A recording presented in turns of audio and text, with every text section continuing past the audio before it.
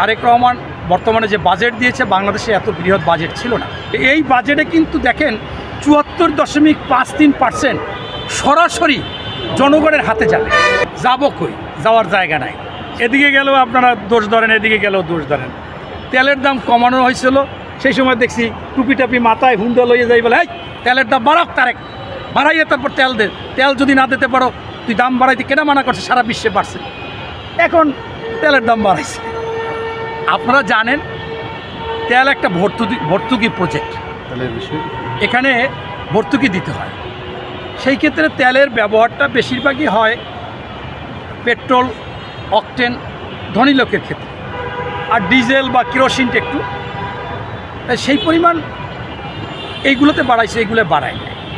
তা আমি মনে করি অবশ্যই তেলের দাম কমবে। আপনারা জানেন যে তারেক রহমান বর্তমানে যে বাজেট দিয়েছে, বাংলাদেশে এত বৃহৎ বাজেট ছিল না। এই বাজেটটা হচ্ছে কৃষি বান্ধব, স্বাস্থ্য বান্ধব, শিক্ষা বান্ধব, সবচেয়ে সেন্সিটিভ যারা মুখে ফেনা তুলে ফেলেছে জুলাই নিয়ে, সে জুলাই বান্ধব। শহীদ পরিবারদেরকে 20,000 টাকা করে সম্মানী ভাতা দেবে কিয়ামত পর্যন্ত, যেটা বেগম খালেদা জিয়া মুক্তিযোদ্ধাদের দিয়েছে। এরপর প্রায় 15,000 এই যে আহত জুলাই যোদ্ধা, তাদেরকে 3টা ক্যাটাগরিতে 20,000, 15,000, 10,000 টাকা করে ভাতা দিবে। এখন এই যে বাজেট, আপনারা জানেন ঘাটতি বাজেটই মানে চিন্তাশীল বাজেট। তারেক রহমান তো এখন চিন্তা করে এই ঘাটতি পূরণ করতে হবে।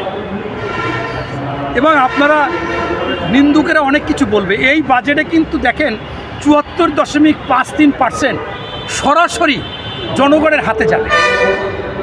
ফ্যামিলি কার্ড, কৃষি কার্ড, হেলথ কার্ড, এই জুলাই যোদ্ধা, মুক্তিযোদ্ধা ভাতা, উপবৃত্তি আপনারা কিন্তু পেয়ে যাবেন।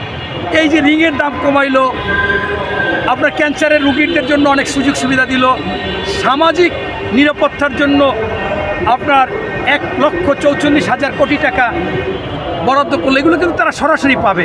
আপনি আবেদন করবেন সমাজসেবায়, স্বাস্থ্যতে, এখানে সেখানে, আপনি সেইটা ক্যান্সারের জন্য পাবেন। আমি কয়েকজনকে নিয়ে দিলাম, 50,000, 60,000, 70,000 সরাসরি পাবে। এখানে কোনো মধ্যস্বত্বভোগী নাই। এখন বাকি যে ঘাটতিটা যদি উনি পূরণ করতে পারে, যদি আমার গাড়ি আছে, আমি নিয়ে এলে অকটেন, পেট্রোলের চাইতে একটু দাম বেশি, কারণ আমার উপর যদি একটু বাড়ে, তো সেটা তো আপনাদের ধন্যবাদ জানানো উচিত। তারপরেও আমি বলবো যে তেলের দাম যেহেতু বিশ্বে বাজারে অনেক কমেছে, বাংলাদেশেও কমাবে। তবে সবাই চায় ভর্তুকি দিতে, ভর্তুকি দিতে মানে জরিমানা। আপনি বলেন, আপনাকে যদি আমি এটা জরিমানা করি, আপনার দিতে একটু খারাপ লাগবে। এই ভর্তুকি দেওয়াই মানে জরিমানা দেওয়া। চিন্তা করে দেখি মানুষ কতটুকু করে, যদি না দেয় ভর্তুকি নেবে কেন?